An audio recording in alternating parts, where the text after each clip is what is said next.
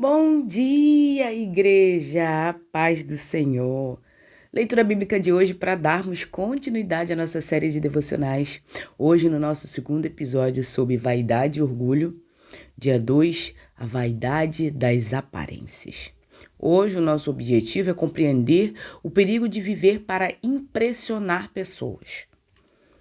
A seleção e o conjunto desses textos bíblicos de hoje vai nos conduzir a uma profunda reflexão sobre a ilusão das aparências e a supremacia do coração e do caráter diante de Deus. Em uma cultura historicamente obcecada pela estética, pelo aplauso, pela aprovação pública e pelo que é visível, a palavra de Deus continua como um espelho da realidade, desmascarando a futilidade das chamadas, das fachadas e das amizades por conveniência, e nos convidando a cultivar o que possui valor eterno, que são as coisas do alto. Nosso estudo hoje ele vai abordar um olhar mais profundo sobre a questão da vaidade.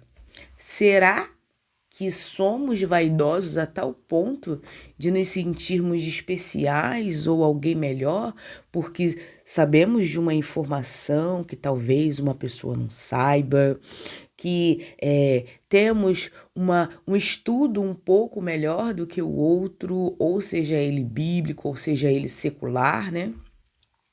Será que nos tornamos vaidades pela quantidade de diplomas que temos em nossa parede, a quantidade de troféus? Isso tudo só serve para mostrar a nossa capacidade humana. Sim, é bom ser reconhecido pelos nossos atos e pelos nossos feitos. Sim, mas para Deus. Será que os seus troféus compram a salvação? Será que suas medalhas, seus diplomas, será que isso tem alguma coisa a acrescentar para o reino? Ou será que para Deus o que importa é o nosso troféu do nosso coração, que é dado única e exclusivamente para Ele? Vamos embarcar nos nossos textos bíblicos e fazer um olhar mais minucioso para as Escrituras e assim identificarmos o que a gente precisa fazer e o que a gente precisa mudar. Porque todos nós precisamos aprender algo novo e deixar também algo que está aqui enraizado em nossas vidas. Vamos começar com 1 Samuel, capítulo 16, o versículo é o 7. O Senhor, contudo, disse a Samuel: Não considere sua aparência, nem a sua altura, pois eu o rejeitei. O Senhor não vê como o homem vê. O homem vê a aparência, mas o Senhor vê o coração. Esse versículo, para mim, foi um dos versículos que me ajudou muito, referente à minha aparência. Eu sempre tive muito problema quanto ao meu peso, quanto à minha altura, quanto ao meu corpo físico. Eu sempre quis ter um corpo físico igual a das outras meninas, que tinham o corpo todo bonitinho, certinho, arrumadinho. Eu sempre quis, mas não é desse jeito. Deus não valoriza isso e Ele me ama muito pelo que eu sou e pelo que Ele me tornou.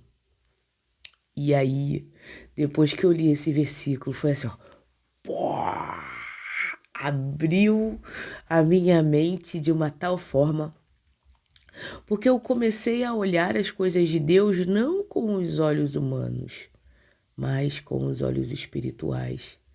Muitas das vezes rejeitei pessoas pela aparência física dela, pela aparência do rosto, pela aparência do cabelo, sendo que Deus não olha isso. E nós, como servos e discípulos, também não devemos olhar. Nossos atos de caridade, de bondade, de amor, têm que ser com todos, independente da aparência, da classe social, deve ser com todos. Aqui o profeta Samuel estava prestes a ungir o rei de Israel com base em critérios puramente humanos, de realeza, altivez, força, porte físico. Impressionado com Eliabe, irmão mais velho de Davi, Deus intervém com a máxima que redefine a antropologia bíblica. No hebraico, o texto diz que o homem olha para os olhos ou a aparência externa, lá enahim, enquanto o Senhor olha para o coração, lá lebab. Na psicologia hebraica, o coração não é a sede dos sentimentos românticos, mas o centro da personalidade, das motivações secretas, do intelecto, da vontade e da integridade moral. Deus rejeitou os atributos superficiais de Eliabe, porque estava buscando um padrão de liderança moldado pelo caráter interno. Ou seja, liderança não é na força. Liderança não é no grito. Liderança não é no esporro. A verdadeira liderança é um coração voltado para o Senhor. É um coração voltado para a obediência. Davi estava pronto a obedecer. Talvez seu irmão, não. Ser um rei naquele tempo, se vocês quiserem, tem a série A Casa de Davi. É muito boa. Para enriquecimento referente à parte Davi, Samuel, Samuel tem uma ação muito grande. E ele mesmo olha como o homem olha. Ele mesmo vê como o homem vê. Enxerga Davi, um menino, um pastor, ele deve ter pensado assim: Deus endoidou de vez. Olha só, Saul, fortão, grandão. Esse menino aí não vai dar conta não, cara. Oh, Deus. Tu podia ter mandado eu ungir outra pessoa, né? Mas Davi. Eu acho que Samuel deve ter pensado assim: caraca, cara. Ele é tão menino, ele é tão moço. Mas, como o próprio texto, o próprio Samuel, ele fala: o Senhor, contudo, diz a Samuel, não considere a sua aparência. Ou seja, Deus está repreendendo a Samuel. Samuel deve ter questionado muito a Deus. Caraca, Deus, esse cara ele é pequenininho, não tem nada de atrativo para ser um rei. O que o Senhor está querendo? O que o Senhor está querendo? Deus repreende a Samuel e diz: não considere a aparência, nem a altura, pois eu o rejeitei. O Senhor não vê como o homem vê. O homem vê a aparência, mas o Senhor vê o coração. Ou seja, aqui Deus está rejeitando Eliabe. Eliabe, aparentemente, era um homem grande, forte, viril, tinha todas as qualidades para ser um rei. Mas, como Deus não vê como o homem vê, Deus enxerga a capacidade que você tem. Então, no dia de hoje, meu irmão, minha irmã, preste bem atenção. Vou chegar bem pertinho aqui para falar com você, bem baixinho. Presta bem atenção, senão vou dar um gritão aqui com você. O Senhor, Ele te enxergou, mesmo quando você achava que você não valia nada. O Senhor te enxergou, mesmo quando você disse: eu não presto. O Senhor te enxergou quando todo mundo disse que você não seria nada, que você não valeria nada. O Senhor me enxergou e mudou toda a minha história. Da menor da casa à esquecida. Ele me fez forte, me capacitou e hoje eu tô aí, de pouquinho em pouquinho, vencendo. Essa semana meu marido virou para mim e disse assim, ó: o que você diria para aquela Natália de 10 anos atrás, que dizia que não ia ser nada, que dizia que não ia ser ninguém, que dizia que não ia conseguir nada porque as pessoas subestimavam a sua capacidade? E eu respondi para ele. Eu ia dar 2 tapão nela, ia falar: acorda, garota, eu ainda não sou nada. Mas o Senhor tem me capacitado de uma tal forma que eu não consigo descrever. Então, meu irmão, minha irmã, não se sinta desprezado, não se sinta diminuído, porque talvez você não tenha a faculdade dos sonhos, porque talvez você não tenha o carro dos sonhos, porque talvez você não tenha a casa que você sempre sonhou. O Senhor, Ele cuida de você e te dará aquilo que você necessita. Para Davi, foi um reinado. Para você, Deus sabe o que te entrega. Já começamos bem. Este capítulo marca a transição da monarquia de Israel. Após a rejeição definitiva do rei Saul, devido à sua desobediência crônica, Deus envia o profeta Samuel a Belém, a casa de Jessé, para ungir um dos seus filhos. Após a recusa divina de todos os irmãos mais velhos que se encaixavam nos padrões estéticos de liderança, o jovem Davi, que estava pastoreando as ovelhas no campo, é chamado e ungido rei. O capítulo encerra mostrando o Espírito do Senhor se retirando de Saul e Davi sendo introduzido pelo Palácio Real para tocar harpa e acalmar um rei atormentado. Nós gastamos muito tempo, energia, dinheiro tentando construir embalagens perfeitas para o mercado de trabalho, para os círculos sociais ou para as aparências da vida.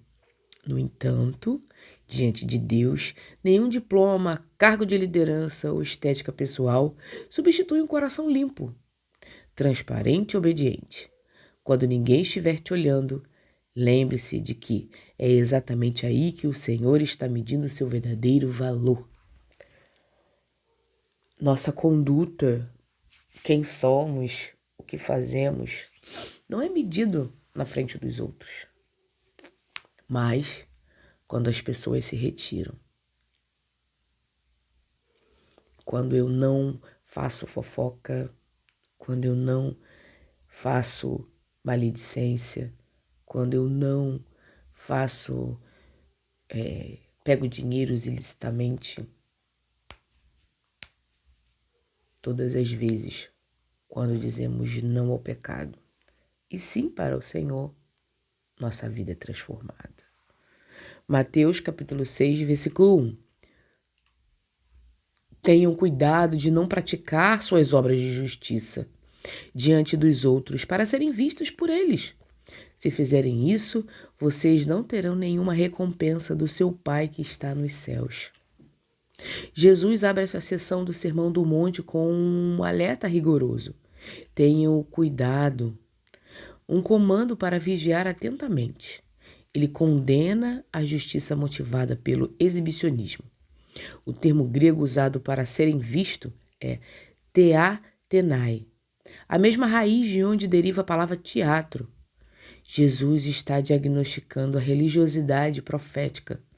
Quando o objetivo de uma ação correta, como doar, orar ou jejuar, é o aplauso alheio, a pessoa se transforma em um ator e o ambiente sagrado vira um palco. A consequência espiritual é imediata. A própria aprovação social recebida se torna o pagamento total, anulando qualquer recompensa entre o Pai. No coração do Sermão do Monte, o capítulo 6 trata de motivos secretos dos discípulos. Na primeira metade, versículo 1 ao 18, Jesus confronta os 3 pilares da piedade judaica, a esmola e a oração, onde introduz a oração do Pai Nosso e o jejum, exigindo que todos sejam praticantes no segredo, longe dos holofotes. Na segunda metade, 19 ao 34, ele redireciona o foco para as nossas prioridades materiais, condenando o acúmulo ganancioso de riquezas e a ansiedade diária pela sobrevivência, convidando os ouvintes a buscar em primeiro lugar o reino de Deus e a sua justiça. Devemos ficar atentos ao nosso modo de agir, nosso modo de viver. Se estamos fazendo as coisas para aparecer para os outros, por exemplo, mostrar uma aparência de religiosidade, com que ponto? Tipo, eu faço jejum e quando eu faço jejum eu começo a pessoa vai se preocupar, vai falar, o que houve? Aí você vai falar assim, não, eu tô num jejum espiritual, porque o Senhor, ele vai mover a mão do fulano, eu tô fazendo jejum para que Deus mova a mão dele sobre a minha vida. Ou ficar na praça, Senhor, Senhor, eu peço que o Senhor, para as pessoas verem que você tem um ar de piedade. Então, em um mundo onde temos muitas mídias sociais, onde mostramos muito do nosso cotidiano, o ato de dar esmolas e fazer story para as pessoas verem, fazer barulho, dizendo, olha, hoje eu estive aqui na rua, ajudei uma pessoa, ajudei uma velhinha a atravessar a rua, mostrar para os outros que você é bom no lugar de Deus, entende? Colocar o lugar de glória e honra para você. Sendo que só somos capazes de fazer as coisas com a permissão de Deus. Em uma era digital movida por curtidas, compartilhamentos e pela necessidade constante de mostrar aos outros que somos bons e caridosos, competentes ou espirituais, o versículo de Jesus bate de frente com a nossa cultura. Experimente praticar o bem sem que ninguém saiba. Ajude alguém sem postar nas redes sociais. Faça um trabalho voluntário no absoluto sigilo. Seu Pai, que vê o que é feito em segredo, te recompensará. Provérbios 31, versículo 30. A beleza é enganosa e a formosura é passageira, mas a mulher que teme ao Senhor será elogiada. O Manual da Sabedoria encerra contrastando 2 categorias de atributos: a beleza, que é o charme, elegância de movimentos, forma de falar. É descrita como enganosa, uma mentira, uma ilusão de ótica que promete felicidade, mas sustenta a realidade do caráter. A formosura, a estética física, é descrita como passageira. Um vapor, um sopro que se esvazia com as ações do tempo. O ponto focal da ancoragem para o louvor legítimo e duradouro não está na estrutura dérmica ou na simetria facial, mas no temor do Senhor. O temor a Deus produz uma sabedoria, dignidade e força interna que o envelhecimento biológico é capaz de destruir. Quantas pessoas nas redes com preenchimento labial, com micropigmentação, com, como é que fala aquele negócio para não ficar com a ruga, botox. Pessoas vaidosas demais, que malham para ficar com o corpo esculpido. Quando sai na rua, botam roupas curtas demais, calças apertadas demais, decotes profundos demais. O que essa pessoa está mostrando não é o temor ao Senhor. somente se amostrando, mostrando o seu corpo. E tudo que ela possui é o corpo. Não tem nada além disso. O cérebro, muitas das vezes, nem funciona. Tu chega pra uma pessoa dessa, tá com tanta bomba na cabeça que já não consegue nem raciocinar mais. Nossa vida tem que ser um ato de obediência a Deus. Obediência ao nosso Pai. Obediência às coisas que Ele tem para nos orientar. Este capítulo célebre começa com os conselhos maternos ao rei Lemuel sobre as armadilhas do poder, do álcool e a necessidade de defender os direitos dos necessitados. A partir do versículo 10, o livro de Provérbios encerra com um poema acróstico, onde cada verso com uma letra do alfabeto hebraico que desenha o perfil da mulher virtuosa. Ela é retratada como uma gestora brilhante, empreendedora, trabalhadora, mãe exemplar e conselheira sábia, cuja força motriz é a sua reverência a Deus. Aplicação. Este texto destrói a ditadura da juventude eterna e dos padrões estéticos inalcançáveis que geram tanta ansiedade e frustração. Cuidar do corpo é legítimo, mas investir no espírito e no caráter é eterno. O termo vai passar para todos, as rugas virão, a estética vai mudar. O que garantirá o respeito e a admiração e a estabilidade da sua vida e da sua família a longo prazo será a profundidade da sua comunhão com Deus. É isso que verdadeiramente importa. Não estou dizendo que você não precisa cuidar do seu corpo, você não precisa malhar, você não precisa se dedicar ao cuidado do seu corpo físico. Mas não é só isso. Como está o seu espiritual? Como está a sua vida com Deus? Como está a sua entrega ao Senhor daquilo que Ele te pede? Busque entender. E assim você vai agradá-lo. 1 Pedro capítulo 3, versículo 3 e 4. A beleza de vocês não deve estar nos enfeites exteriores, como cabelos trançados, joias de ouro ou roupas finas.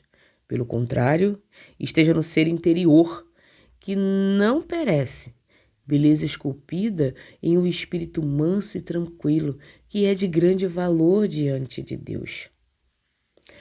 Aqui, Pedro ele não está condenando a gente colocar brinco, cordão, ter anéis. Ele não está condenando, como no versículo anterior, que também não está condenando cuidarmos do nosso corpo, né? Aqui ele está falando que não seja só isso, entende? Porque tem pessoas que por fora estão todas enfeitadas, mas por dentro é toda oca. Você bate, ó. É toda oca. Não tem um conteúdo, não sabe conversar, não sabe entender, interpretar um texto, não sabe entender o que o contexto está querendo dizer. São pessoas extremamente vazias. Não quer dizer que você não possa colocar um cordão, colocar um brinco, fazer uma maquiagem, se arrumar. Não quer dizer que você não possa isso. Aqui, Pedro está dizendo que não é só isso. Você pode sim se arrumar, mas o seu coração, o seu interior, ele deve sobressair a isso. Quando você abre sua boca, o que as pessoas ouvem? O que você tem ensinado às pessoas com a sua boca e principalmente com suas atitudes? Pedro escreve para a comunidade cristãs inseridas no ambiente greco-romano, onde a ostentação, o status social e o exibicionismo estético eram moedas recorrentes de poder. O apóstolo usa a palavra cosmos, de onde vêm cosméticos, para se referir ao sistema de adornos exterior. Ele não emite uma proibição ascética contra o asseio, mas estabelece uma prioridade radical de valores. O verdadeiro adorno do homem deve ser o homem culto de oração, com o coração voltado para o Senhor. Pedro apresenta o espírito manso, tranquilo, como uma beleza que não sofre corrupção, imaculada que não apodrece, sendo considerada o altíssimo valor no tribunal divino. Quando você é provocado e você não revida, quando você é desmoralizado e você permite que o Senhor fale por você, não é fácil, mas é necessário. O apóstolo Pedro dedica esse capítulo às instruções sobre os relacionamentos interpessoais, sobre a ética do evangelho. Ele inicia abordando a conduta de esposas e maridos no lar, exortando-os ao respeito mútuo, à sensibilidade e à honra. Na sequência, estende os conselhos para toda a comunidade da fé, conclamando todas as unidades de espírito, a compaixão, o amor fraternal e a prontidão para responder com mansidão àqueles que exigem razão da nossa fé cristã, da nossa esperança, mesmo em tempos de perseguição. Em um mundo focado no consumo e na exibição de marcas e padrões sociais, este texto nos chama a simplicidade e a elegância da alma. A mansidão, o controle das reações diante das ofensas, a tranquilidade, a paz interna baseada na confiança em Deus. São joias raras que não podem ser compradas em nenhuma vitrine. Busque enfeitar o seu dia a dia com palavras gentis, paciência e, principalmente, autocontrole. Eclesiastes capítulo 1, versículo 2. Que grande utilidade tem o orgulho? Inutilidade pura, diz o pregador. Inutilidade pura. Tudo é inútil. O livro de Eclesiastes abre com o famoso veredito do pregador. No texto original hebraico, a palavra-chave é repetida de forma superlativa, trazida como inutilidade pura, historicamente como vaidade das vaidades. O termo Ébel significa literalmente uma fumaça, um sopro, uma névoa passageira. O autor não está dizendo que a vida não tem valor ou que Deus errou na criação. Ele está afirmando que tentar encontrar a felicidade permanente, a segurança e o sentido da existência nas coisas visíveis e temporais debaixo do sol é o mesmo que tentar caçar o vento. Tudo o que é puramente terreno é volátil e incapaz de preencher a eternidade do coração humano. Eclesiastes 1. O capítulo de abertura de Eclesiastes é um monólogo filosófico e existencial sobre a rotina repetitiva do universo e a aparente monotonia da história humana. O pregador observa o ciclo do sol, das águas e dos ventos, concluindo que as gerações passam e nada do que o homem fez traz uma novidade absoluta na terra. Não há nada novo debaixo do sol. Ele aplica sua mente para buscar sabedoria através das experiências humanas, mas descobre que até o acúmulo de conhecimento puramente terreno gera enfado e decepção se Deus for excluído da equação. Um resumo. Ao interagirmos com esses cinco textos, construímos um manifesto contra a superficialidade em prol da essência espiritual. O engano do que é visível. O julgamento, o ser humano erra por focar apenas na estrutura e na fachada. 1 Samuel 16. Na estética, a beleza física é um vapor passageiro e enganoso. Provérbios 31. Na existência, buscar sentido apenas nas coisas materiais é tentar caçar o vento. Eclesiastes 1. A verdadeira riqueza, o que Deus dá valor, o homem oculto do coração, caráter íntegro, examinado pelo Senhor. 1 Samuel 16. Piedade sincera, prática, a justiça no decreto, sem a carência de aplausos. Mateus capítulo 6. Joias indestrutíveis. O temor ao Senhor e ao culto do espírito manso. Provérbios 31, 1 Pedro capítulo 3. A mensagem unificada deste estudo teológico serve como um corretivo para a ansiedade da nossa geração. Nós vivemos sob a pressão invisível de parecer felizes, parecer bem-sucedidos e parecer santos. Todavia, as Escrituras nos ensinam que a verdadeira espiritualidade faz o caminho inverso. Ela começa de dentro para fora.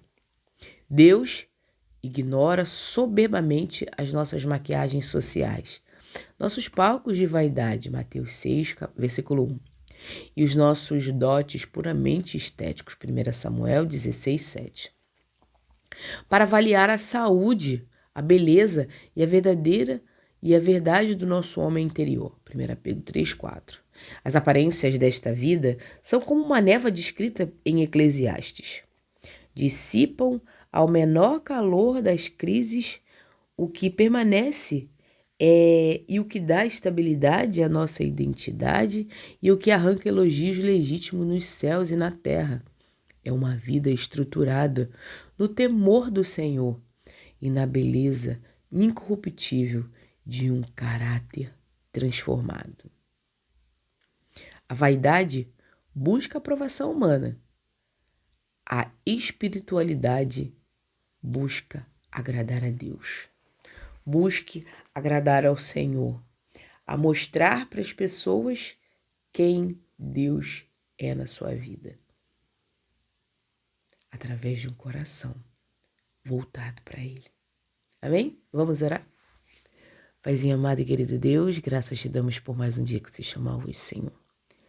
Obrigada, Pai, pelo teu amor, pela tua misericórdia, por tudo o que o Senhor representa em nossas vidas. Perdoe, Pai, nossos pecados, nossas falhas, os momentos, Pai, em que deixamos a nossa vaidade humana ser maior do que a tua vontade. Perdoe-nos, Pai, e dirija-nos. Hoje eu oro e já te agradeço em nome de Jesus. Amém.